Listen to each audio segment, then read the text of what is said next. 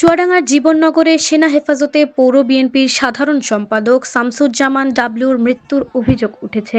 এই নিয়ে পুরো জীবননগর শহরে চরম উত্তেজনা ও শোকের ছায়া নেমে এসেছে। সোমবার রাত থেকে শুরু হওয়া এই অস্থিরতা মঙ্গলবার ভোরেও প্রশমিত হয়নি।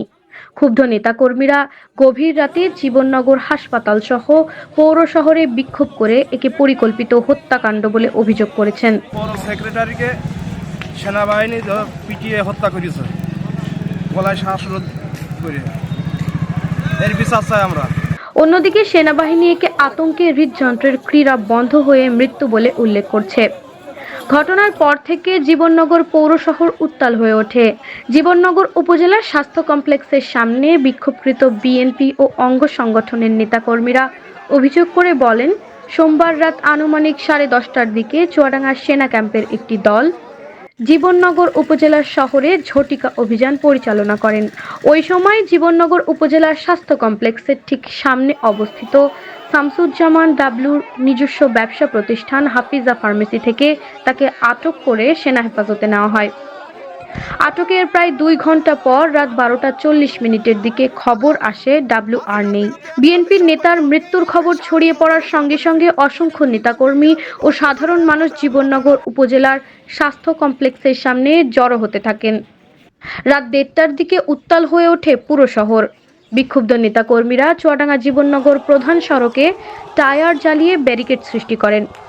এতে করে রাত 2টার পর থেকে শেষ খবর ভোর 3:26 অবধি ওই সড়কে সব ধরনের যানবাহন চলাচল বন্ধ হয়ে যায়।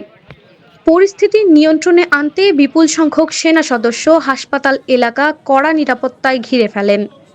এদিকে ঘটনার বিষয়ে উপস্থিত সেনাবাহিনীর কোনো সদস্য ক্যামেরার সামনে আনুষ্ঠানিক কথা বলতে রাজি হননি। এমনকি সংবাদকর্মীদেরও হাসপাতালের ভেতরে প্রবেশে বাধা দেওয়া হয়। তবে গেটে দায়িত্বরত সেনা সদস্যরা অনানুষ্ঠানিকভাবে দাবি করেন, ডাবলুর ফার্মেসি থেকে অবৈধ অস্ত্র উদ্ধার করা হয়েছিল। তারা আরও দাবি করেন, সেনাবাহিনীর অভিযানের মুখে প্রচণ্ড ভয়ে ডাবলু স্ট্রোক করে মারা গেছেন। নির্যাতনের অভিযোগ তারা অস্বীকার করেন। রাত 2টার দিকে পরিস্থিতির খবর পেয়ে ঘটনাস্থলে ছুটে আসেন চুয়াডাঙ্গা জেলা বিএনপির সভাপতি ও চুয়াডাঙ্গা 2 আসনে বিএনপির মনোনীত প্রার্থী মাহমুদ হাসান খান বাবু। তিনি বিক্ষুব্ধ নেতাকর্মীদের সঙ্গে কথা বলেন এবং শোকে ক্ষুব্ধ নেতাকর্মীদের ওই পরিস্থিতিতেও সান্ত্বনা দেন। রাত 2:30টার দিকে হাসপাতালের অভ্যন্তরে প্রবেশ করে প্রকৃত অবস্থা জানার চেষ্টা করেন। তবে রাত 3টা পর্যন্ত তিনি হাসপাতালের বাইরে বের হননি।